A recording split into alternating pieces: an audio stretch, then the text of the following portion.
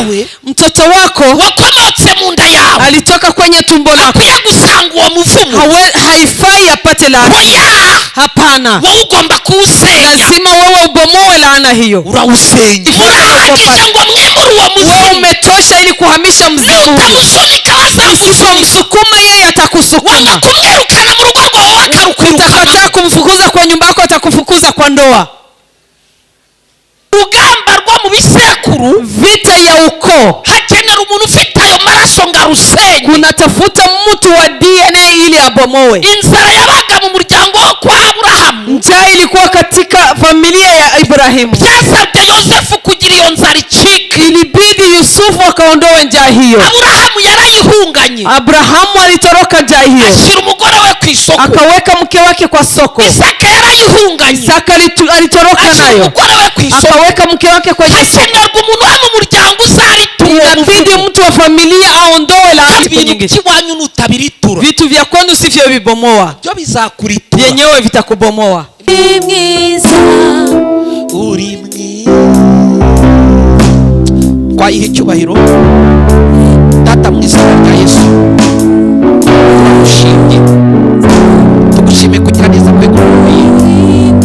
Tugushimira ino teraniro tugiyemo byinshi bitangaje. Mu izina rya Yesu tugwaye ikaze na kare, duhindure ibintu, wigaragaze wiyerekane byose. Mu izina rya Yesu, amen.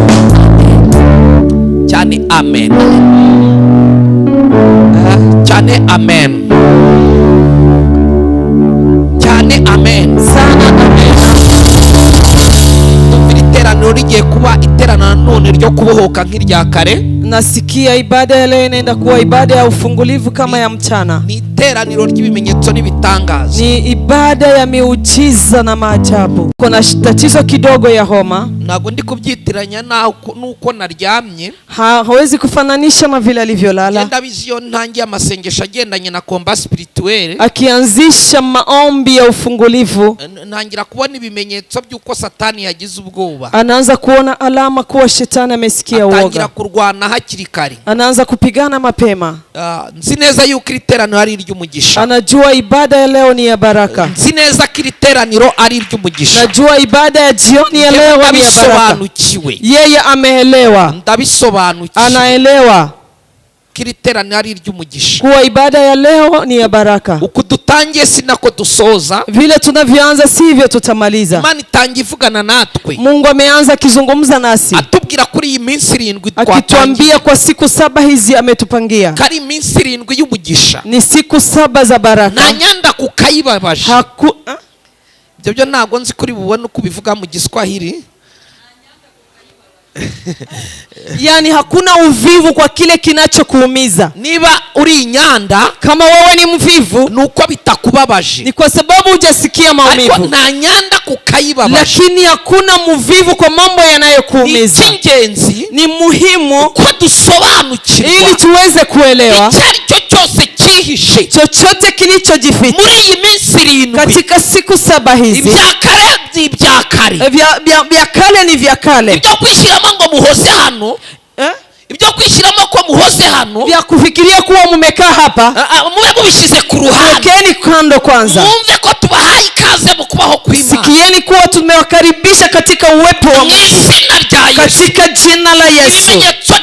Miujiza na maajabu itaanza kutendeka. Ndaje nsome ijambo ry'Uhoraho. Tusome kwanza neno la Bwana. Turi ku ijambo rimwe. Tuko katika neno moja. Birashoboka ko hari ibyavuzwe. Inawezekana kuna yale yaliyosemwa. Kavugwa ku buzima bwawe. Yakaongelewa juu ya maisha yako. Turacyari mu masengesho y'uyu munsi. Bado tuko katika maombi ya leo. Nta kintu uyu munsi ushinzwe. Hakuna kitu kingine unafaa kuhusika nacho. Mugarutse, kama umerudi, sicyo gituma mpindura. Si hawezi kubadilisha. Uyu munsi ushinzwe. Leo tunahusika. Nukuvuguruza ibyakuvuzweho. Yani kushindana na yale yaliyosemewa juu yako. Byanyogosenge byarakoze. Kama ya shangazi yako ilifanya. Ibyo tukuvugaho birakora kurushaho. Yale tutakayosema yatatenda zaidi hayo. Rero tujye gusoma ibindi byanditswe 2 cyangwa 3. Tunaenda kusoma maandiko 2 ama 3.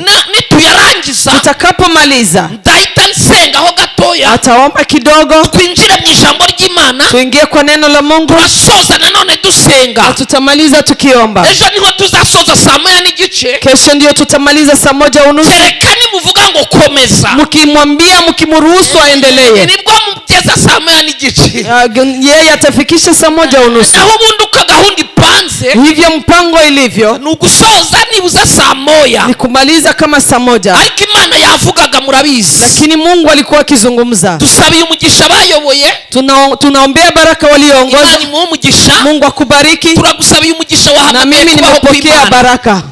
Yasenze numva Imana yaje, Niliomba akasikia Mungu amekuja. kandi ipfumba tuyikiganza, Mungu anapofungua mkono ihaza kwifuza kw'ibyaremwe, anashibisha viumbe vyake. nkigera ahangaha, Alipofika hapa, madamu yarambwiye ngo mke wake alimwambia Debora, Pastor Debora afite ikintu bita gusenga. Pastor Debora na kitu cha maombi. Menya yari afite umushinga wo kuzabinyumvisha, menya yari afite umushinga wo kuzabinyumvisha, alikuwa na mpango ili amueleweshe. ndamubwira ngo umuntu usenga ntacyo abura. Akasema mtu anayeomba hawezi kosa kitu. Amasengesho sabereyeho kuyavuga, Maombi si kuongea, amasengesho abereyeho gukora. maombi nafanya kazi. Umuntu utakurusha gusenga, Mtu asiye kuzidi kuomba, yararimbye ngo ntazagutera ubwoba. ukifika huko usiogope, hawezi kukutisha. Muri iyi minsi 7 Katika siku 7 hizi, endelee polepole. Amen. Kadusome ibyanditswe byera. Wacha tusome maandiko matakatifu. Turasoma ibyanditswe nibuza 3 gusa. Tutasoma kama maandiko 3 pekee. Biragira icyo bidufasha nonaha. Inawezekana yatusaidie kitu. Turasoma amagambo y'isumba byose. Tutasoma maneno ya Mungu. Nasomura translatinga, ntabwo turi bugusome mu Giswahili. Tutasoma kwa Kiswahili. Turasoma amagambo y'Imana aboneka muri Yosuwa 6:26. Tutasoma kitabu cha Yosuwa 6:26. Turongera handi magambo Yosuwa 6:26. Yosuwa 6:26. Igitabo cya mbere cy'abami, Wafalme wa kwanza 16:34. 16:34. Nimurangiza dusome imigani 20:20. Tutasoma kitabu cha Mithali 20:20. Imigani 20:20 Feza arahasoma. Mithali 20:20 Feza atasoma hapo. Ibindi uriya ndabibona yarangije kwitegura. Vinginevyo mama mchungaji ako tayari. Yosuwa 6:26. 20. Mithali 20:20. Yosuwa igice cya 6 umurongo n'uwa 26. Aravuga ngo icyo gihe Yosuwa arabihanangiriza, Yosuwa akawatahadharisha, arahira ati, akaapa ya kwamba umuntu uzahaguruka akajya kubaka uyu mudugudu w'i Yeriko, mtu atakayesimama na kwenda kujenga huyu mji wa Yeriko, avumwe imbere y'Uwiteka, alaniwe mbele za Bwana. Anzia 25 wasiseme ni maneno yetu.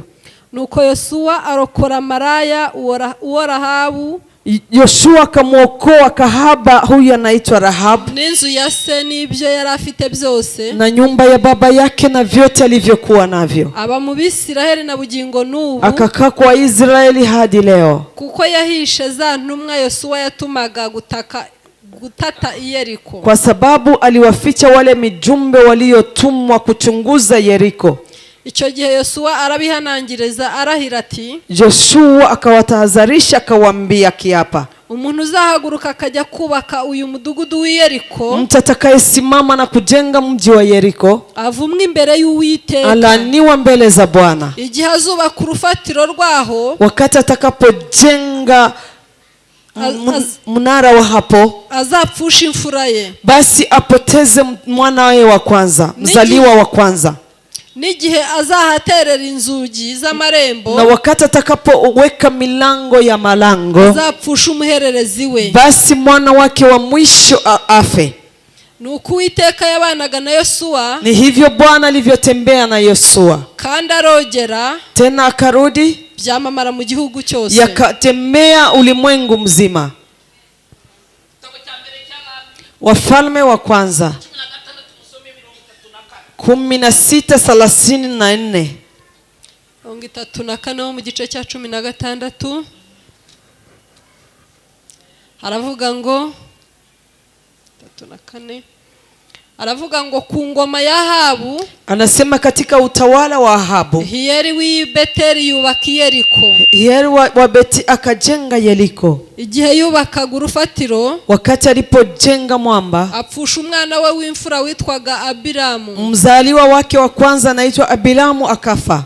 Ashinze ibikingi by'amarembo, alipoweka kuta za milango, apfusha umuhererezi we witwaga Seguru. mtoto wa mwisho akafa anaitwa Sekuru.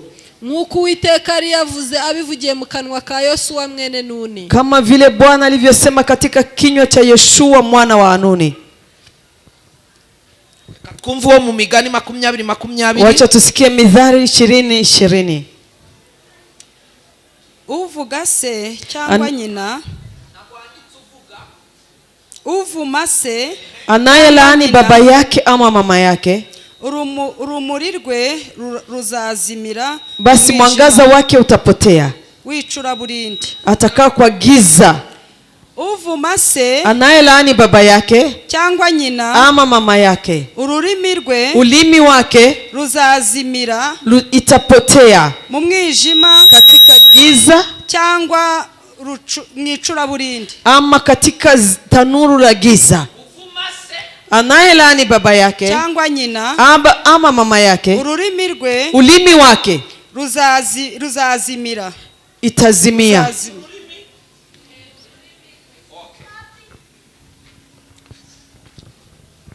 Tuzamura ibiganza hejuru gato dusenge. Tuinue mikono yetu kidogo na tuombe. Data mu izina rya Yesu, Baba katika jina la Yesu, kuvugana n'abana bawe, na naongea na wana wako, kuko ushaka kugira ibyo basenya, kwa sababu kuna vile wanaenda kubomoa, ibyo basenyura yale watakayobomoa senyuke no vibomoke, impande zose babohoke, upande wote wakafunguliwe izina rya Yesu. kwa jina la Yesu. Tuvuge twese amen. Semeni amen na sisi wote. Tuvuge twese amen. Semeni amen na sisi wote. Kare twababwiye, mchana alituambia kwamba amen. Amen amen. Uyeranje ekosi tuyumve. Kare twababwiye, mchana tuliwaambia kwamba hari urugamba umuntu arwana, kuna mpango mtu kuna vita mtu anapigana nayo. Niho twasoreje, hapo ndio tumemalizia ku ngingo ya 5. Tumemalizia kwa nafasi ya 5. Ni urugamba, ni ngingo ya 4. Yani ni hatua ya 4. Ni urugamba urwana, ni vita unayopigana. Wewe wararusanze, na hiyo vita umeipata. Wewe nta ruhare warugize. Wewe wewe si chanzo. Twabibonye, tumeona. Twabonye Itangiriro 11. Tumeona kitabu cha Mwanzo 11. Twabonye uburyo Sara ari ingumba. Tuliona vile Sara alivyokuwa tasa. Tugeze 25. Tunapofika 25, tubona umwana we, tukaona mtoto wake abyaye nyuma y'imyaka 40, alipozaliwa baada ya miaka baada ya 40. na wabonanye n'umugore we ahitaba ingumba, na yeye alipopatana na mke wake akawa tasa. tubona umwuzukuru, tukaona mjukuu, na wabonanye n'umugore we bita Recho na wabingumba, na yeye alipopatana na Recho akawa tasa. Twabonye ko iyo bajyaga inyuma y'urugo, tuliona vile walivyoenda kando na ndoa baratsindaga, walikuwa wakishinda. Ushobora kubona umwana, unaweza kupata mtoto ariko utabaye delivery, na masiye funguliwa, kuko upfumuye gusa, kwa sababu umepita kando. Aya masengesho turimo, haya maombi tumo ndani, sawa kugira ngo wakire gusa, si kusema upokee, nayo kugira ngo ubohoke, ya kusema ufunguliwe, n'abazagukomokaho, na wale kizazi chako bazasange warabohotse, wapate wewe umefunguliwa. si ukwakira gusa, si kupokea tu, ahubwo ni ugushwanya gusa, lakini ni kuvunja vunja ibyo aribyo byose wasanze, yale yote uliyopata bidahesha Imana icyubahiro, yasiyo mtukuza Bwana. Nicyo turiho uyu munsi. Hiyo ndio tunafanya siku ya leo. Kwa hari igihe ubaho, tumeona kuna kipindi unaishi, ukabona abantu batagukeneye, unaona watu hawakuhitaji. Kumbe igihe mama wawe yaragutwite, kipindi mama yako alikuwa mjamzito ukiwa tumboni, akibwira papa wawe, akiambia baba yako ni mjamzito, ukagutwite, kama wewe umeingia kwa tumbo, akavuga ngo kaza adakenewe, akasema kwa nini tunaenda kuzana hakukuwa anahitajika. Hayo magambo yavuzwe, hayo maneno yaliyoongelewa, kuja udakenewe, vile umekuja bila kuhitajika, ashobora kukugendaho, yanaweza kukufuatilia. isaha irageze Muda umetimia kugira ngo dusenyure ile tubomowe buri jambo ryose kila neno lote rivugwa ku buzima bwawe, linaloongelewa juu ya maisha yao, ibyo wavuzweho uri mu nda kama yale uliongelewa ukiwa kwa tumbo cyangwa ku birori byo kukwakira, ama kwa sherehe ya kukupokea, banejejwe n'uko wavutse, wakifurahia umezaliwa, ibyo wavuzweho uzi ubwenge, yale uliongelewa ukiwa na akili n'ibyo wivuzeho kubera ubujiji, na yale uliongea kwa ujinga, kidahesheje Imana icyubahiro cyose, kisichompendeza Mungu chote, tugomba kugisenya. lazima tukibomowe. ndashaka kuvuga imbaraga z'umuvumo Nataka kusema nguvu za laana ntabwo zivanwaho haziondolewe nuko imyaka ibaye na myinshi, kwa kuwa miaka imekuwa mingi, bagira icyo bagikoraho. kuna kile wanatenda. Umuvumo ubaho. Laana ipo. Iyo dusomye ijambo umuvumo Tunaposoma neno laana muri Bibiliya, katika Biblia urasangamo ijambo umuvumo utapata neno laana inshuro 31, ni mara 31. usangamo ijambo imivumo Upate malaana inshuro 8, mara 8. ubwo ni inshuro 39. Inamaanisha ni 39. ku muvumo Inapatanisha kwa laana. ijambo umuvumo Neno laana ubanza umenye ko ribaho, wewe tambua kuwa yupo. ntiwamugenda gutyo gusa. Usifikirie unatembea hivyo. ushobora kugendera mu muvumo, Unaweza kutembelea katika laana. kandi umuvumo Tena laana umara imyaka n'imyaka. inamaliza miaka na milele. hari ijambo dusomye, Kuna neno tumesoma, Yosuwa avuma Yeriko. Yosua kalaani Yeriko. abazi Yosuwa Wanayomjua Yosua asimbura Mose, aliyemrudilia Musa, bari bari kuva muri Egiputa walitoka katika Misri, bageze mu gihugu cy'amasezerano. walipofika nchi ya hari ahadi imyaka 300 bamaze, kuna miaka 300 walimaliza. bayimaze batagira umuyobozi. Walimaliza hawana iyo kiongozi. myaka 300 Hiyo yashize, miaka 300 ilipopita, Yeriko yari yaravumwe. Yeriko ilikuwa imelaniwa.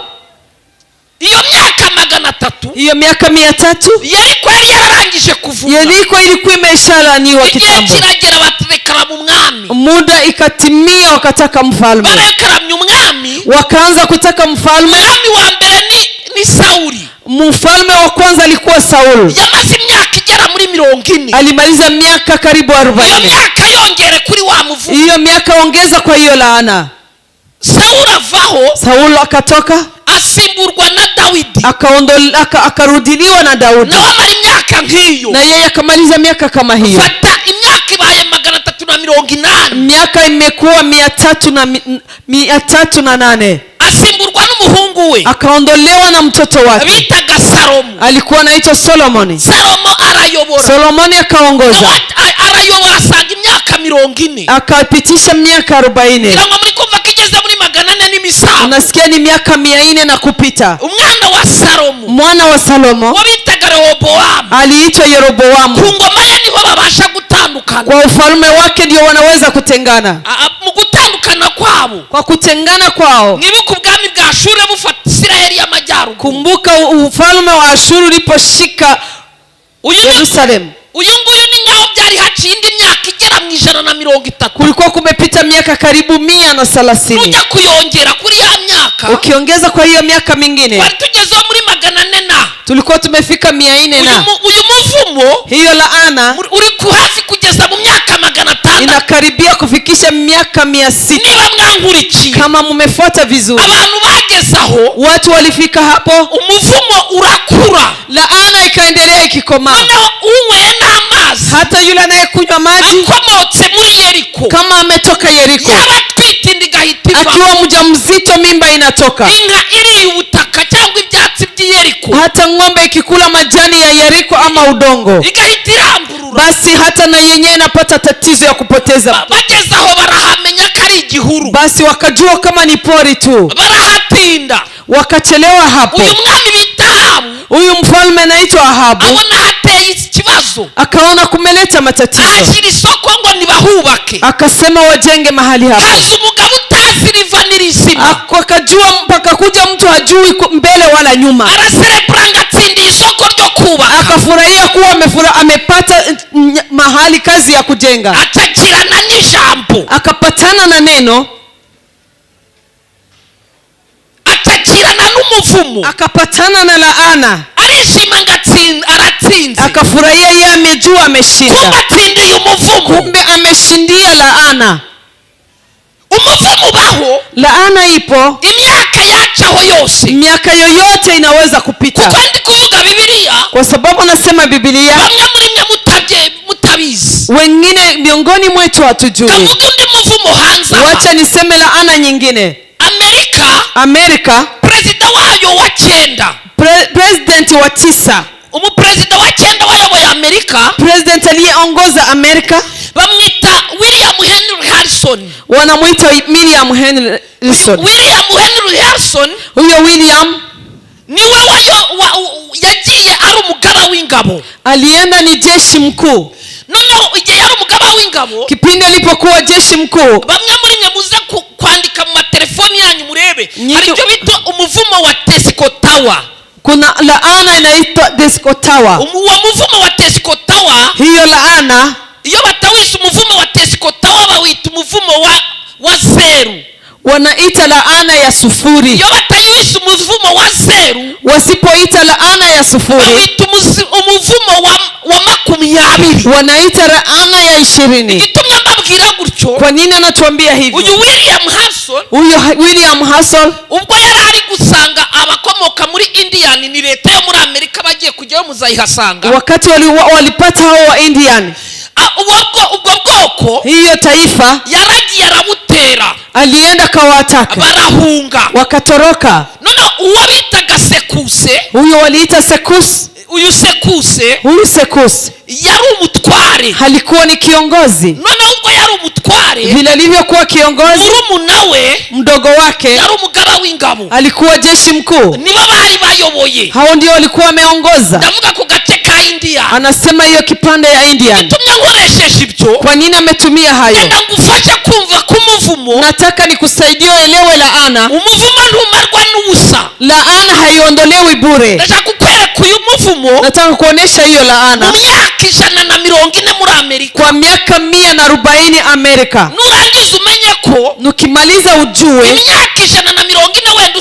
uvuye kuri wowe usubira inyuma, miaka 140 ukitoka urudi nyuma, iwawe nawe hashobora kuba hari aho uvuka hari ibyaha na abantu. wewe mahali umezaliwa kuna mambo yanaweza kuwa yalitendeka. Ahari nabwo nitubisenyura Tukinapobomoa uraza kumva icyo dukoze. utaelewa kile tumefanya. Mu izina rya Yesu, Kwa jina la Yesu, umuntu wese utangiye aya masengesho, mtu wote ameanza maombi haya, ibyo wasanze uzabiritura. yale umepata utayaondoa. Urugamba rwo mu bisekuru, Vita ya ukoo hakenera umuntu ufite ayo maraso ngo arusenye. kunatafuta mtu wa DNA ili abomoe. Inzara yabaga mu muryango wo kwa Aburahamu, Njaa ilikuwa katika familia ya Ibrahimu, byasabye Yosefu kugira iyo nzara icike. ilibidi Yusufu akaondoe njaa hiyo. Aburahamu yarayihunganye, Abrahamu alitoroka njaa hiyo, ashyira umugore we ku isoko. akaweka mke wake kwa soko. Isaka yarayihunganye, Isaka alitoroka ashyira nayo, umugore we ku isoko. akaweka mke wake kwenye soko. Hakenerwa umuntu wo mu muryango uzaritura Inabidi mtu wa familia aondoe laana hii amanurira ubuzima bwawe. katika maisha yako. Umuntu wese wicaye ahangaha, Mtu yote anaketi hapo, ibyavuzwe mu muryango we iliyosemekana kwa familia yako arahagije ngo turangize anatosha ili tumalize we. kubomoa. Yarangije kubibomora, Yeye amemaliza kubomoa, yarangije kubisenyura. amemaliza kubomoa. Ntabwo tuzapfumura gusa, ntabwo tuzapfumura gusa, ntabwo hatutatoboa tu, ahubwo tuzacwanyuza. yani tutamaliza. Ntabwo turi bushakemo akayira gusa, Hatutatafuta njia tu, ahubwo turaritura byose. lakini tutabomoa vyote. Nta wakizera ngo atere haleluya. Hakuna yule anaamini apige haleluya kubwa. Uyu William Harrison, Huyu William Hudson, uyu Henry huyu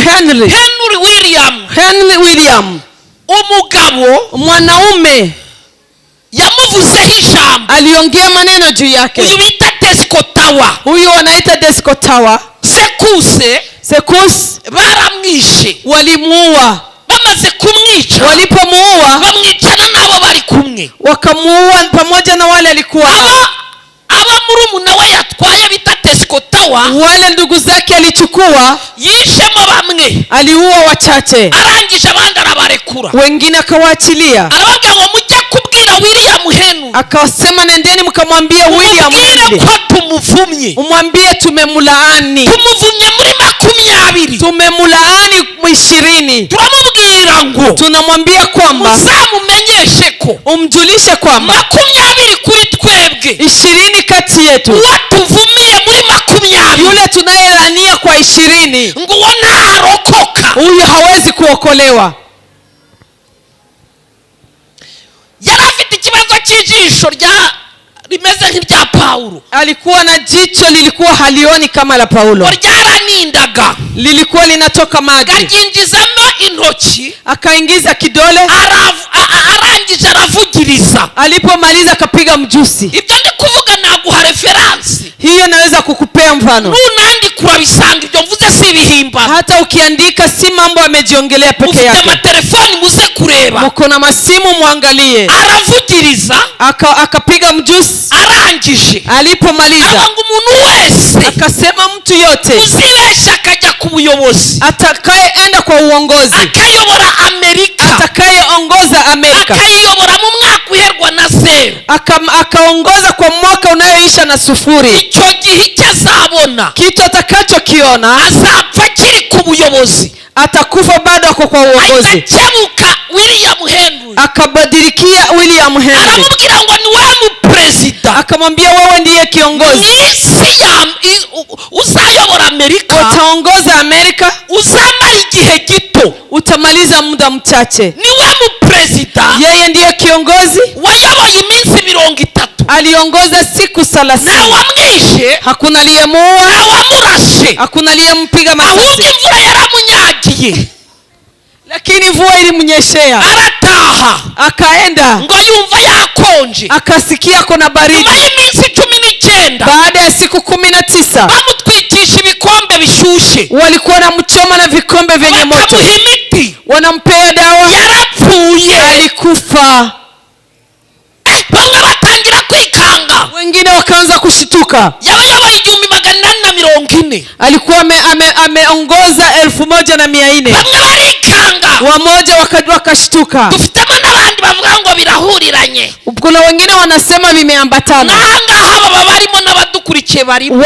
Hata hapa wako na wale wanayetufuata wako. ubwo byarakomeje, Hapo iliendelea 860, 1160. wabita Abraham Lincoln, Huyo wanaita Abraham abantu Lincoln. bose bari bamutegereje Watu wote walimngojea ngo bazarebe kavira ku buyobozi, waone kama atafia kwenye uongozi. akicara ku buyobozi. Alipoketi kwenye uongozi, yajyanye na madamu we, alienda na mke wake, aragenda kureba filime nk'abantu, akaenda kuangalia movie kama wengine. ngaho bamurashiye akiri ku Hapo buyobozi, ndio walimpiga masasa akiwa kwenye uongozi. agipfira ku buyobozi. Alipofia kwenye uongozi, bamwe batangiye ngo nyamara wabona ari we, wakasema inawezekana, abandi uti byahuriranye, wakasema imeambatana, n'aba baba barimo nuko tuba na watu wengine wako hapa, tuko hivyo. bamwe tuvuga umuvumo ngo umuvumo se ni ibiki, Wanasema laana, kwani ni nini? ariko umuvumo ubaho. Lakini laana ipo. turimutse Tumehama indi 20, 20 nyingine. ngira ngo murabizi yuko batunga manda y'imyaka 4, Unajua wanakuaga na muhuri wa miaka 4. bara indi 20, ubwo Hesabu ingine 20, indi 20 miaka ingine 20. ngo ni 800 Hapo ni mwaka wa 1800 noneho na 8 pia. hagiyeho uwo bita Fred, Kulienda yule anaitwa Fred 880, mwaka wa hagiyeho uwo 1808. bita James Kulikuwa na James Garfield. uyu James Huyo James ari ku buyobozi, alikuwa kwenye uongozi, ari ku buyobozi, yari umuderanje. alikuwa ni mtu anakona kiherehere. we yarababwiraga ngo Aliwaambia kwamba nge ntacyo nzaba, mimi sitakuwa chochote.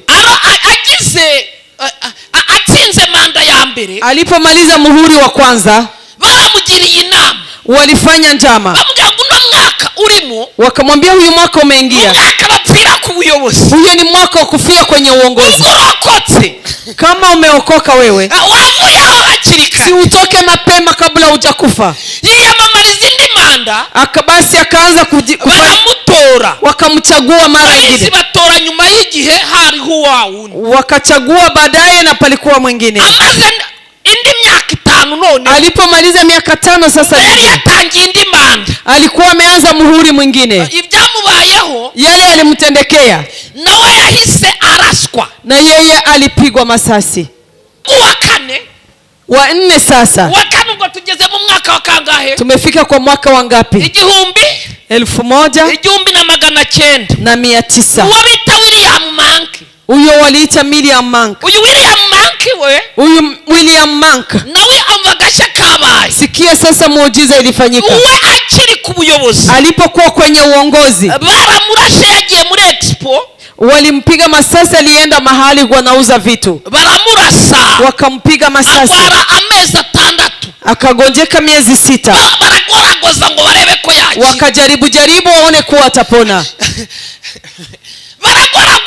wakajaribu kuona kama anaweza kupona, baranga bibi by'ubusa ikakataa, ikawa bure. basasiri inzobe Wacha niwaambie kweli, bakibona pfuye none walipoona amekufa sasa, bakibona pfuye walipoona amekufa, iriya maison blanche mwumva hiyo nyumba ya viongozi yacitse nk'igikuba, yani ilikuwa matatizo. kisinzi mituzi Wakasema mbona ulimwengu mzima impamvu umetutapa? bari kwivuga gutyo nibo barangije intambara ya kabiri y'isi. Kwa nini wanajitambulisha hivyo? Ni kwa sababu walianza vita ya pili ya ulimwengu. Abantu twarangije intambara ya kabiri y'isi, Sisi tumemaliza vita ya ulimwengu vita ya ulimwengu. umuvumo uratunaniye, Laana imetushinda. umuvumo uratunaniye. Wakasema laana imetushinda. Bahamagara abantu bakomoka muri abo ba Indian, Wakaita watu wenye wako na kwa hao wa Indian, barabicaza wakawaketisha, barababwira uti mudufashe, wakatuambia mtusaidieni, babaha ibiguzi, wakawapea hongo, babaha amazu, wakawapea manyumba, barababwira ngo nibabafashe. wakawaambia wawasaidie. Abo bahamagaye Wale walioita barababwira ngo ntacyo tubiziho, wakasema sisi hatujui hayo, bapfa kubarekera amazu babahaye, wakawaachia tu nyumba walizowapea, noneho bafata imyanzuro, wakachukua hatua. basi hagiyeho perezida wa 5, Palikuwa kumeingia president wa 5. 1900 na kangahe ubwo? Ni 1000 na ngapi hapo? Abo turi kumwe na kangahe? Na ngapi hapo? Bamwe batakaye 1000 oya na 20. Ni umuvumo wa 1020 wa 0 ni kubera iki? Ni 4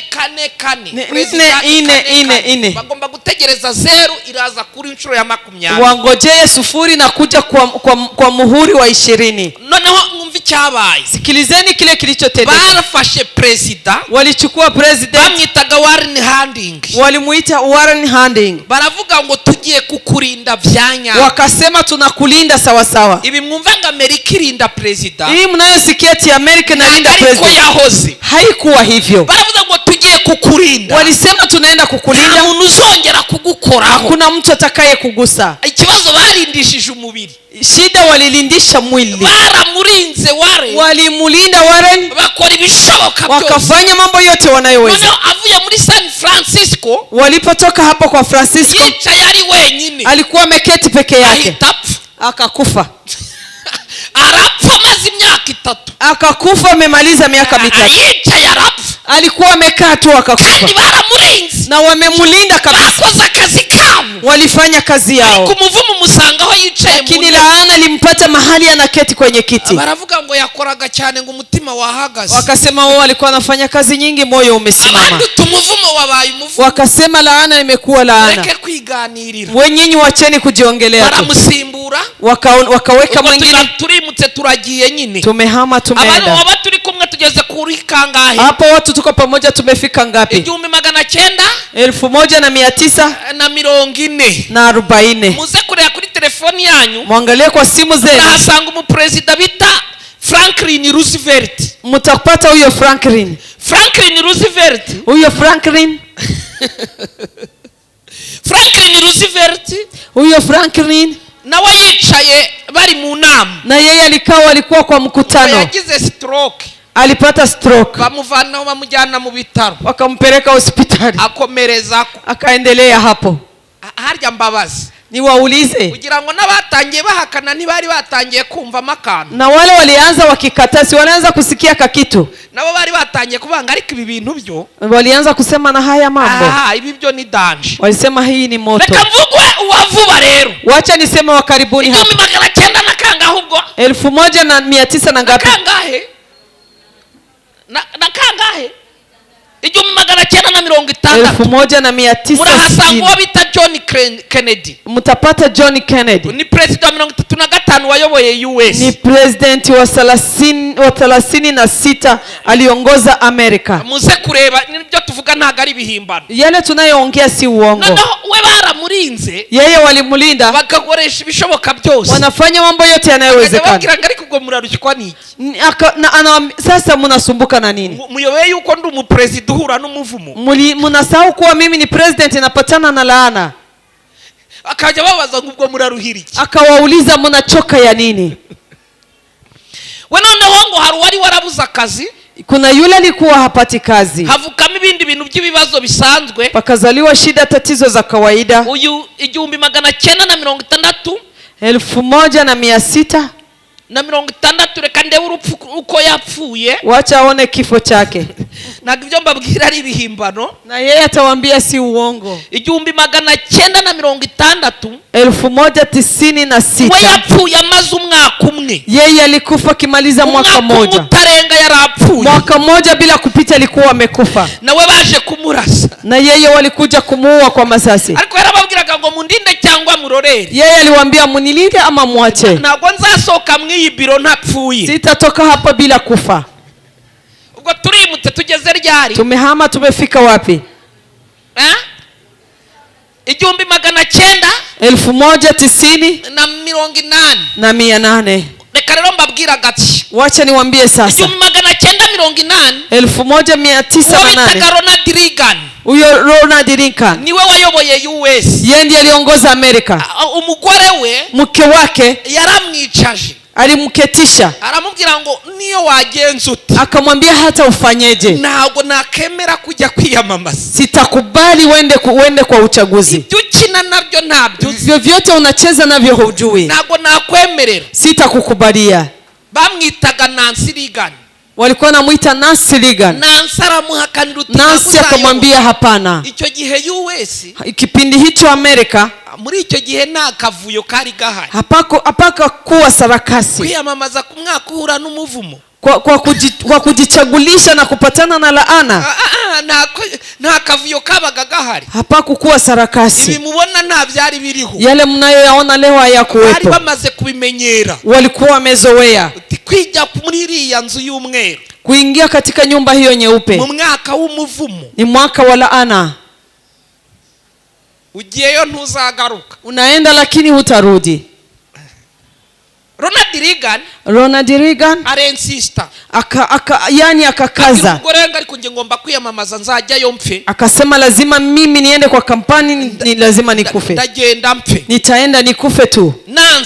Nancy yari akiri umuhanzi, wakati alikuwa mwimbaji, icyamuvanye mu buhanzi, kile kilichomtoka uimbaji, huye n'umuhanuzi, alipatana na nabii, aramubwira ngo umva Nancy, akamwambia Nancy, sikia, soka mu ndirimbo, toka kwa nyimbo, wowe uzaba mugore wa president w'igihugu, utakuwa mke wa president, ni wowe uzacungura iki gihugu, wewe ndiye utakayeokoa nchi hii. Aramubwira, akamwambia, noneho ngo Nancy aho yari ari wenyine, Nancy alipokuwa mwenyewe, icyo gihe yari umuhanzi akiri n'umukobwa, kipindi hicho alikuwa msichana akiimba, ngo yicaye ari gucwana n'umugabo, alipokuwa akigombana na mume, arota inzozi z'uwo muntu, akaota ndoto za huyo mtu wamubwiye ayo magambo, aliyemtabiria maneno hayo, akangura umugabo we, akaamsha mume wake, jya kuba president ndagushyigikiye, akamwambia nenda ukawe president na kusaba ni kimwe, ninachokuomba ni kimoja, ibyo nzakubwira nibyo uzakora, yale nitakwambia ndio utafanya. maze kwibuka inzozi narose, nimekumbuka ndoto niliyodota, ibyo nahanuriwe ndabirose, yale nimetabiriwa nimeyaota.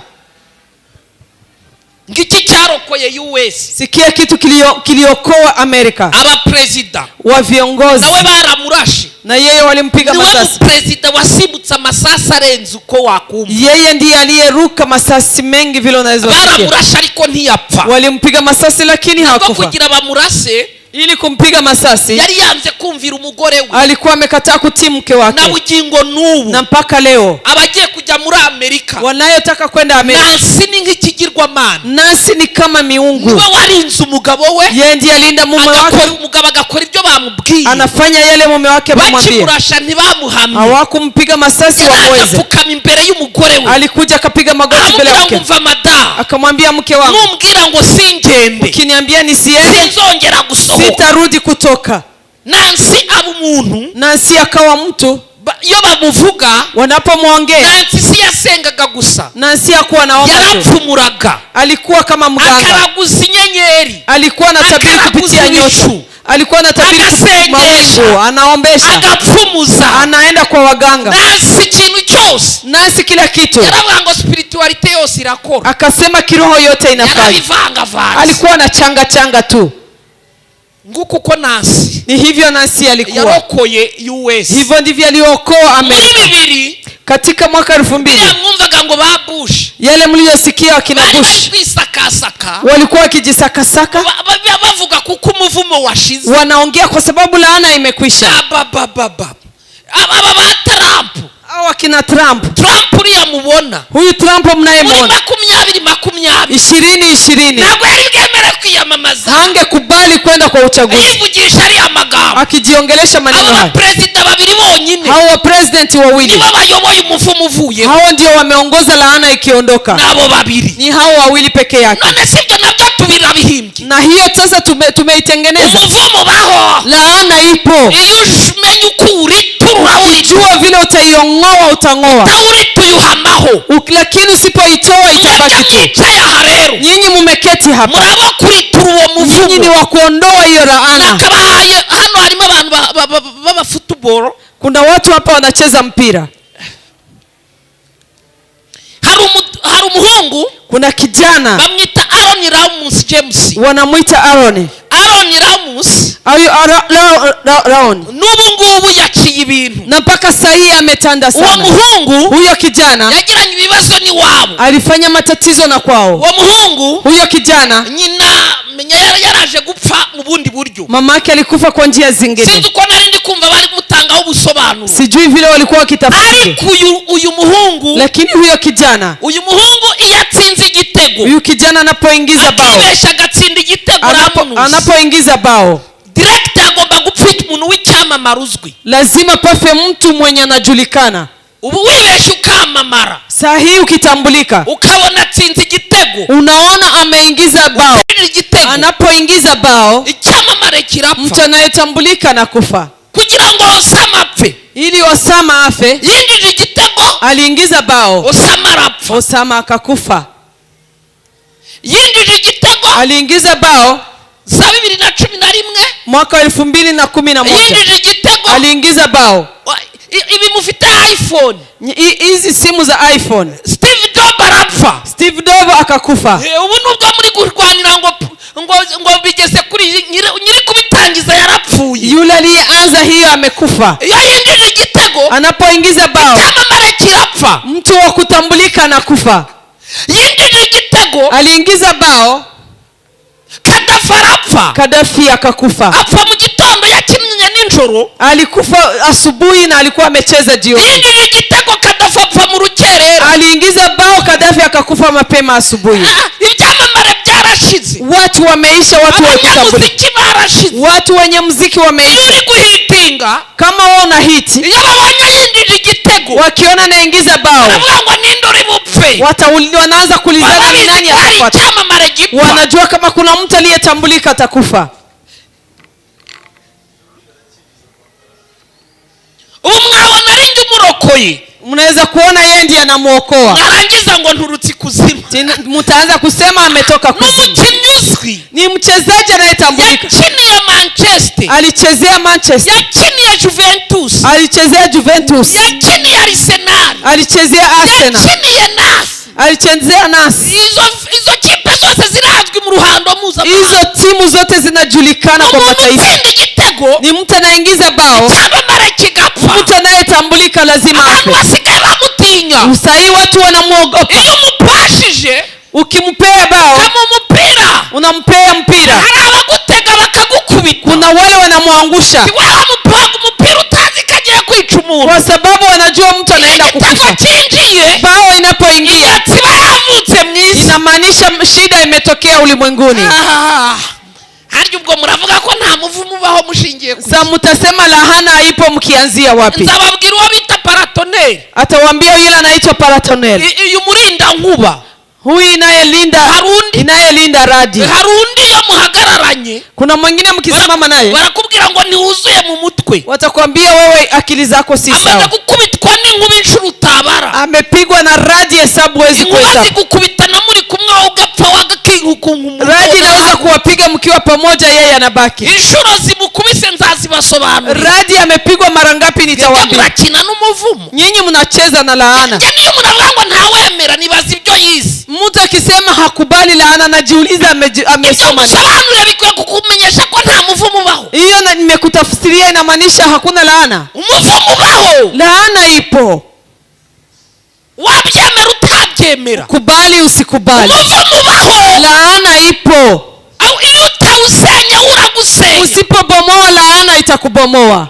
umuvumo ubaho. Laana ipo. awe Nataka mimi na wewe ibintu byavuzwe udahari yale yaliyoongelewa usipo ubisenyura. wewe bomoa. ntabwo ibintu ubona iwanyu Kwa kazi za kwenu biriya bintu ubona by'uruhererekane. vile vitu vinapeanwa. hari umuntu wagize icyo akora. Kuna kitu mtu alifanya. hari umuntu wagize icyo abavugaho. Kuna mtu aliongea kitu kwenu. hari undi muntu ugiye kugira icyo avuga. Hapa kuna mtu mwingine anaenda kuongea kitu gitandukanye n'icyavuzwe. tofauti na kile kilichosemewa. abizi iyi minsi irindwi Najua hizi siku 7 iminsi yo kubomora. siku za kubomoa, iminsi yo gusenya. siku ya kubomoa, iminsi yo kuzamura ibendera siku ya kuinua bendera la ushindi. umuntu uzi spiritualite Mtu anayejua kiroho umuryango w'iwanyu kwa familia uwo yenu, muntu niwe ukomeye. huyo mtu ndiye mkubwa. mwabyemera mutabyemera. Kubali msikubali, isi y'umwuka igira amahame. ulimwengu wa kiroho una sheria. uri kwisanga mu ntambara utazi. Unajipata katika vita usizozielewa. isaha irageze Muda umetimia ngo amaso yacu ili macho yetu ntarebe kubiboneka. yasiangalie kwa vitu vinavyoonekana. twanaguze turebe hafi. Tuliongea tuvuke tuone mbali. mu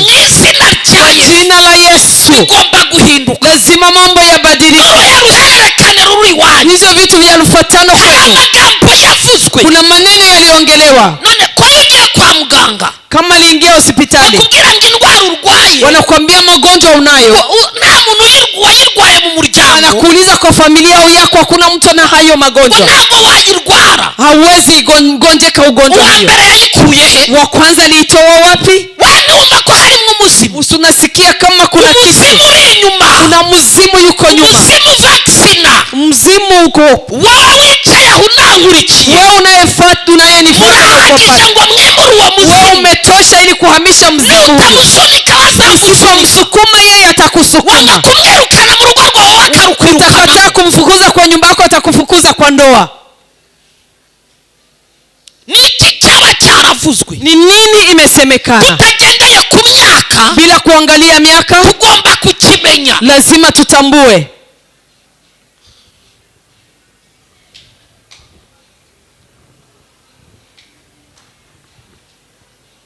tugomba kukimenya. Lazima tukijue, tukitambue. ntabwo umwana wawe Mtoto wako wakomotse mu nda yawe alitoka kwenye tumbo lako, akwiye gusanga uwo muvumo. haifai apate laana. oya Hapana, wowe ugomba kuwusenya. lazima wewe ubomoe laana hiyo. urawusenya. Lazima ubomoe. turacyavuga ibi Bado tunaongea haya, ne mukabigira ibisanzwe. nyinyi mnaona ni kawaida. tukanabaha uwo mwanya Tunawapea hata muda, ukawita ubusanzwe. nyinyi mnaona ni kawaida tu. ariko ubundi nta nyanda kukayibabaje. Lakini hakuna umuvivu kwa yale yanayokuumiza. yewe mubonaho imbere yayo Yeye mnayemwona mbele zenu, papa umbyara baba yake mzazi yahembwaga amafaranga agura ikibanza. alikuwa anapokea mshahara unaweza kununua uwanja. ndi kuvuga 1995. Anasema mwaka wa 1995 amafaranga papa yahembwaga baba yake pesa alikuwa akipokea, yagombaga kujya ahita agura ikibanza. angeweza kununua uwanja. yahembwaga 420 by'u Rwanda. Alipokea 450 ya Rwanda. yari afite 350 ahabwa n'inkuru nziza. Alikuwa na 350 anapewa na nkuru nziza. agahabwa 80,000 na apridi Anapewa 80,000 1080 8 1080 nukuvuga ngo ibihumbi 830 ubwo yani 800,000. uwuzi icyo gihe byaguraga ikibanza wanayejua muda huyo ilikuwa inaweza kununua uwanja. Uri kuvuga gutyo Na sasa wewe unaongea hivyo akamya ngo cyaguraga inzu, wewe unasema ilikuwa inanunua nyumba. Hari umugabo nabibwira arambwira ngo ubona dutuye nahaguze 50 mw'icyo gihe. Kuna mtu aliambia akasema hapa nilipanunua 50. Sisi huyu tuvukana mbivuga kabyumva. Sijui huyu tumezaliwa pamoja kuwa yeye anaelewa. Tuba ahantu bitaga Igikondo. Wanaishi mahali kunaitwa Gikondo. Turakodesha. Wakakodi. Atekereje gutunga inzu. Alipofikiria kununua nyumba. Ajya kugura nanone iyo hepfo yo mu ntara. Akaenda kununua huko Ushago. Ubwo ntumva umuzimu. Unasikia mzimu. Ngewe ibyo wambwira ngo uri normal. Wewe unaweza kunambia ukonomo. Nimwe mubigira ibisanzwe. Nyinyi mnaona ni kawaida. Iyo bigize ibisanzwe utubatse. Ukifanya mambo ya kawaida utakufa bila kujenga. Mwebwe umwana wa mbere arapfa, mtoto wa kwanza anakufa, undi bakamuyagira, mwingine wanamwambia ngahita asubira kukomeza kubaka, anaendelea kujenga, ngatangiye gushiramo amadirisha. Alipoanza kuweka madirisha ko nundi arapfa na mwingine akafa. Kubera ko hari abantu ibintu byose babigira ibisanzwe. Kuna watu mambo yote wanayachukulia kawaida. Na haba barimo n'abadukurikiye. Kuna wale wako hapa na wale wanayetufuata kwa mtandao. Tunabivuga bakumva bisanzwe. Tunaongea wanajua ni kawaida tu. Urugamba narwanye, vita aliyopigana kugira ngo ntunga gataka ili apate uwanja. N'umunsi nitwe ko naguze ubutaka. Na siku aliponunua uwanja, nkabugura mu mujyi wa Kigali. Alinunua mji wa Kigali. Ageze mu Rwanda, alifika Rwanda, nsanga madamu wabumugurishije ntiyasinye. Akapata aliyeuzia mke wake hakusaini. Akapata hakusaini. We ntiyasinye. Yeye hakusaini. Urugamba rwo gukurikirana ubwo butaka, vita ya kufuatilia uwanja huo, gansabye isukari kuruta kubuguru. Iliomba sukari zaidi ya vile alivyonunua. Kandi ubwo muzingo hari ikindi cyabitera. Tena mnajua ni sababu zingine. Nari mviyo eferuje, alikuwa amepita hii mataa. Kimoto kiwabo kirankurikiye. Motorbike yako ikamfuata. Ngo wakoze amabara. Ikasema umefanya makosa. Ntabwo iwanyu mwubaka Kigali. Kwenu hamjengi Kigali. Sindi bangara mvuga aya magambo. Sijui kama nikiongea maneno haya mubyita ibisanzwe. Nyinyi mnaona ni kawaida. Turahuje. Nyinyi miongoni mwenu tumepatana. Naramukurikiranye narinzi kibyihishe nyuma. Alikuwa anajua kile kiko nyuma. Ndangije wa 5 secondaire. Alipomaliza mwaka wa 5 secondary. Papa mbyara yari pasteur. Baba yake mzazi alikuwa mchungaji. Yarambwiye ngo aho dusoreza urahageze. Alimwambia mahali tunamalizia umefika. Sinzi niba unyumvise. Sijui kuwa umesikia. Aho dusoreza mwana wa akamwambia mahali sisi tunakoma wewe umefika. Amurutonde uko bavuka. Akamwambia vile wamezaliwa. Reka barangirije mu wa 3 mu wa 4. Akamwambia wale wamemaliza form 2. Abageze kure ni waliofika mbali walifika 5. Kandi u Rwanda kuva rwabaho. Tena Rwanda bado ikiko hapa. Tanga diplome mu wa 5. Haijawahi peana diploma. Ni mizimu 5. Iyo utayisenye hiyo ni mapepo, usipoibomoa itakubomoa. Babwire rero ibyabaye. Niwaambie yale yalitendeka. Nzabibasobanura babwira urugamba rwo gukomeza kwiga. Atawaambia habari za kuendelea kusoma. Byo nzabibasobanurira. Atawatafsiria siku nyingi. Ibintu kiwanyu nutabiritura. Vitu vya kwenu sivyo bibomoa. Byo bizakuritura. Yenyewe vitakubomoa. Ibyo vuga ngo ntacyo. Unasema hakuna kitu. Uanze kumva ntiyanga no kubona. Yule aliyekataa kusikia hata kataa kuangalia. Turi masengesho ya deliverance. Tuko katika maombi ya ufungulivu. Turi masengesho yo kubohoka. Tuko katika maombi ya ufungulivu. Konya tubibwira abantu. Tuambie watu. Nushaka kubibwira n'umugabo wawe. Ukitaka ambia mume wako. Nushaka kubibwira n'umwana wawe. Ukitaka ambia mtoto wako. Tu wa mwana we. Mwambie mwanangu. Tujye kwirukana ibintu byo kwaso. Kuja tufukuze vitu vya baba yako. Baba wawe ntiyabyemera. Unajua baba yako hawezi kubali. Tugende mu mwanya waso. Twende na nafasi ya baba yako. Sinzi byo vuga niba muri kunyuma. Sijui kuwa mnaelewa. Yavuga ibi hari jengira ngo mwafunguye radio. Kuna kipindi naongea hivi nafikiri nababwira ibintu. Ninawaambia mambo ninayojua. Iyo utabisenye biragusenya. Usifye vibomoa vitakubomoa. Hari ibintu ushobora kugeraho. Kuna mambo naweza kupata. Umukobwa gashaka. Msichana anaolewa. Akajya mu rugo. Anaenda kwa nyumba. Akabyara 4. Anazaa mara 4. Kimoto kikamusangayo. Kile kimoto bike kinampata. Kikamubwira ngo ko waje mu rugo. Kinamwambia mbona amekuja kuoleka? Ntabwo twe dushaka. Sisi hatutaki ukae kwa ndoa. Rudi kwenu. Umuntu agafata abana bane. Mtu anachukua watoto wake. Agasubira iwabo. Anarudi kwao. Ari n'abana abana bane na watoto 4. njyewe ibyo wambwira ngo birasanzwe. Mimi naweza kunambia hayo ni mambo ya kawaida. Ibyo singambigira ibisanzwe. Mimi siwezi kuifanya kawaida. Nagiye nigana nabo, Watu walisoma nao barambwira ngo nawe urakabya kwa Narayisi. wanamwambia na wewe umezidi. Twaragiye dusura umukobwa umwe, Walienda kutembelea msichana mmoja, ni umudamu, ni mama. nagiye muri Kenya University, Alienda Kenya University, musanga yarasuspense, alipata ameshindwa, banjyanayo nanone wakampeleka huko ku nshuro ya gatatu suspense, mara ya 3 akishindwa. umugore wanjye twarajyanye, Mke wake walienda na yeye. ngeze mu rugo rwe, Alipofika kwake nsanga rurakize, akapata ni matajiri. ndangira ndamubwira ngo rero, Akamwambia sasa, ibyo wibwira ngo ni ukubyara, wewe unajifikiria ni kuzaa, tumususpanda, unashindwa. ndamubwira ngo nyamara ni mizimu y'iwanyu. Akamwambia ni mizimu ya kwenu. Aba twari twajyanye aho bari bari, Wale walikuwa pamoja na yeye. ngako jadongo ukabyanga exaggeration de, Akasema Jaden, na wewe unazidisha ngo ibyo bintu urakabya nawe. hiyo mambo, umezidi. Ndavuga ngo none nta muntu ubyara Akawauliza kuna mtu anaweza kuzaa akandika igitabo na anaandika kitabu kandi atwite, na ako mjamzito? nturuhuka ngo amezi 2 ngabyari. Mtu sanaweza kupumzika miezi 2 na kujifungua. Numvaga indiri kungwa nabi, Ati ilikuwa nasikia mimba iko none vibaya. mizimu y'iwanyu yakugenza Na mizimu ya kwenu itakufanyaje? urendi kugwe neza se? Umetaka mimba ikuwe vizuri na mizimu ya kwenu imekutawala. Na mizimu ya kwenu imetawala. nakubwira ngo nujyayo ndavamo. Inakwambia ukienda kwenye shule mimba itatoka. Nyine ibyo yo mubihuza n'ubwonko bwanyu niho bivuga ngo hoya ngo birasanzwe. Mkianza kupatanisha na akili zenu mnaona ni kawaida. Nuko murangira, Ni hivyo watu wanaisha. nuko urubanza rukunanira ukaruraga umwana wawe. Ni hivyo hukumu nayo kushinda unaiachia mtoto wako. Kinyarwanda baravuga ngo urwakunaniye y'ururaza umwana ngo umubyeyi mubi. Wanasema yale yaliyokushinda ukiyapea mtoto wako wewe ni mzazi mbaya. Rwakunaniye aruraga umwana. Hukumu iliyokushinda unapea mtoto. Wewe uriteguye kuraga umwana ibyakunaniye? Wewe uko tayari kupea ulinzi mtoto wako yaliyokushinda? Ibyakunaniye nibyo ushaka kuraga umwana wawe. Yaliyokushinda ndio itakuwa ulinzi wa mtoto wako.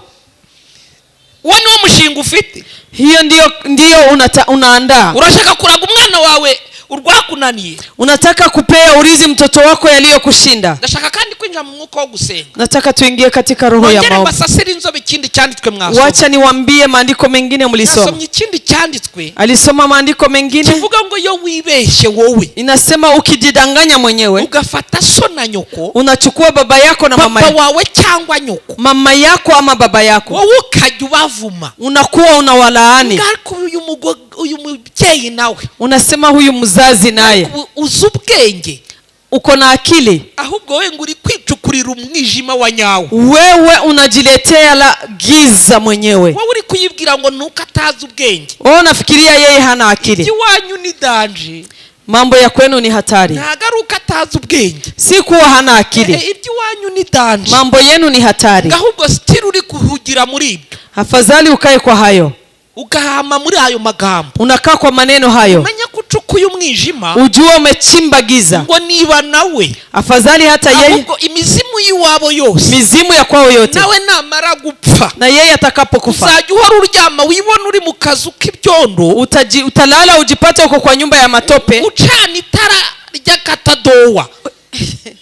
Uwashe taa ile ya kakoroboi. Kubera uko utigeze ubyitaho. Kwa sababu haukujali. Ntago ndi kubabwira ari ukubakanga. Si kuwashitua. Nta muntu ukwiye kujajinga ngo se cyangwa nyina. Uwezi kujaji mama yako ama baba yako. Kuko ibyo yarwanye nabyo ntabyuzi. Kwa sababu yale alipigana nayo wewe huyajui. Wowe ushobora gusanga utari buhamare na kabiri. Unaweza kupata wewe uwezi maliza hata siku 2. Wowe uzi ibintu byaho ukomoka. Wewe unajua mahali ulitoka. Urabona wiganirira. Wewe unaongea tu. Ndashaka kwinjira mu mwuka kandi wo gusenga. Nataka tuingie kwa roho ya maombi. Natabampaye n'ubundi yaba yarangiye. Dakika wamempea zimeisha kitambo. Ndashaka gufata kanya gato ngasengana nawe. Nataka tuombe pamoja. Uremera ngo turi ibintu byo mu ruhererekane. Unakubali tubomoe mambo ya kwenda yanapeana. Ko twivugiraga Amerika se. Tulikuwa tunasema Amerika. Kare twivugiraga ba Rasheli. Tulikuwa tunasema wakina Recho. None reka nkubaze. Wacha nikuulize. Iwanyu nta kibayo.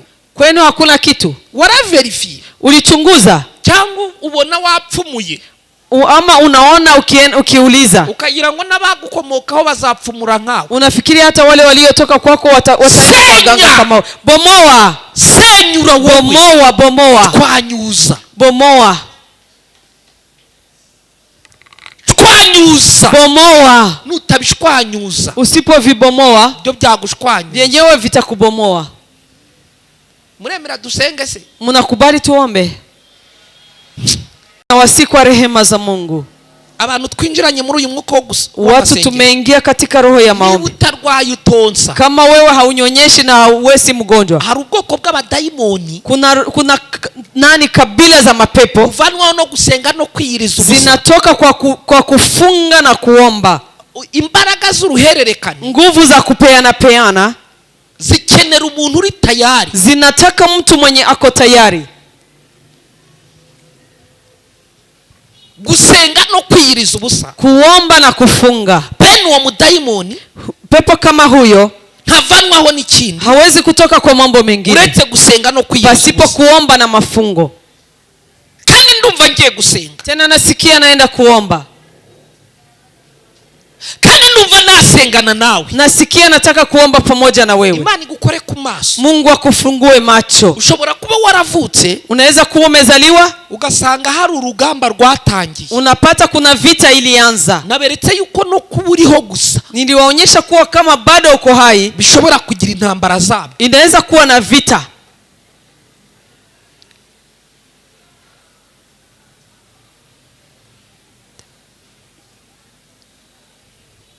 Mwizera ko Imana yanyu ishobora byose? Mnaamini kuwa Mungu wenu anaweza yote? Mwizera yuko imbaraga z'Imana zasenyura ibibakomokaho? Mnaamini kuwa nguvu za Mungu zinaweza kubomoa nguvu za ukoo? Sinzi niba ejo nzaba nyiri muri uyu mwanya, sijui kama kesho nitakuwa nafasi. Ibintu musabwa kumenya muri deliverance ni byinshi, vitu mnataka kujua kwa deliverance ni nyingi. Cyumweru ni gitoya muri deliverance, wiki ni ndogo kwa ufungulivu. Mba ngira ngo musucceeding 100%, nataka mufuatilie 100%. Cyumweru ni gitoya, wiki ni ndogo, uburyo bwo gusenga ni bwinshi, vile ya kuomba ni namna nyingi. Tukeneye kubafasha gusenga, tunahitaji kuwasaidia kuomba, tukeneye kubabwira, na kuna siku tunataka kuambia, tukakubwira ngaho ugeze wagarukiye aha, tunawaambia mahali umefika umerudi, sukuma ufike huko. Icyo nicyo twifuza, hiyo ndio tunatamani. Kama dushaka kwiyiriza ubusa ntidusenge, hatutaki kushinda njaa na hatuombe. Kwiyiriza ubusa ntusenge byitwa kubura ibiryo. Kushinda njaa na usiombe inamaanisha haumekosa chakula tu. Turi muri masengesho ya deliverance, tuko katika maombi ya ufungulivu. Mbese twasenga, tunaweza omba. Muririmbyi ararimba ngaraza gushyiraho inzira, mwimbaji akaimba. Akwesipe wigeze umenya abantu bita babaramba?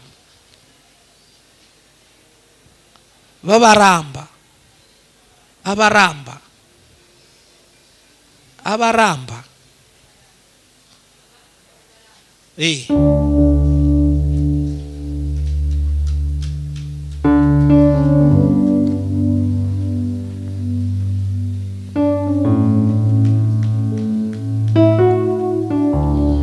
nabuzi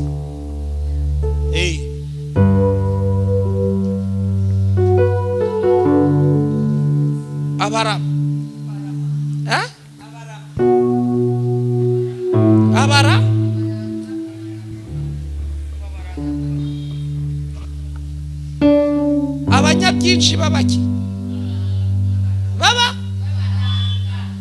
ni abaranga ngwino faywa. Papa wawe yari iki? Numuranga. Papa wari umuranga, nawe uri umuranga n'ubundi.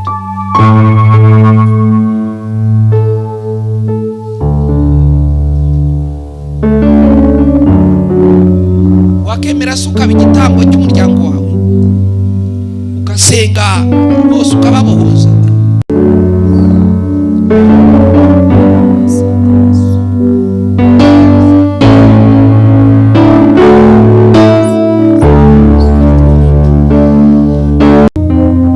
Kwa gatatu nabwo utararya, ikifika siku ya Wednesday haujakula, hari ibintu nzagufasha, kuna vitu atakusaidia.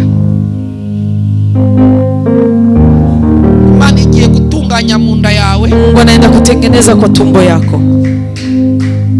nari ngiye kugusengera amazi nkayaguha, ariko nsanze wewe wariye. Angeombea maji akupea, lakini wewe amepata umekula. Rero wewe wariye, kwa hivyo kama umekula nzagusengera nko kuwa gatatu ninsanga nta birimo. Atakuombea siku ya Wednesday kama pata kuwa chakula kwa tumbo. Ngo muje kubanga Imana izirana n'ibiryo. Unaenda kusema Mungu anakataa chakula? Hapana. Uranyumvishije? Umesikia? Nzagufasha gusobanurira ibyabo bavuze. Atakusaidia kuambia mambo ya hao watu ameongea. Cha kabiri, kitu cha pili, akikubwira wenyine. Atakwambia peke yako. Kuko kiri consent Kwa na familia yo kwa mama. Kinaambatana na familia ya mama yako. Akikubwira wenyine. Atakwambia peke yako.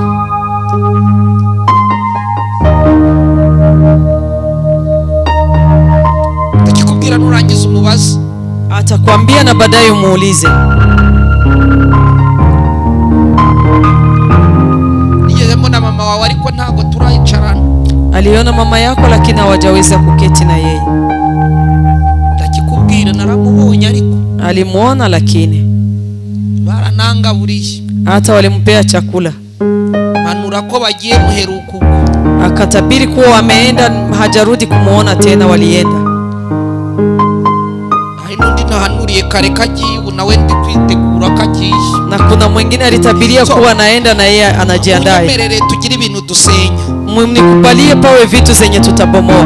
Musige musenya imivumo bagenda. Muache mumebomoa laana zinazowafuata. Si Amerika bamwe mushaka kujyayo. Si wengine wanataka kwenda Amerika. Na Amerika umuvumo ujya ubataka. Na Amerika laana inawakamata. Umuvumo ni umuvumo. Laana ni laana tu. Ntuurira ni ndege. Usipande ndege na laana.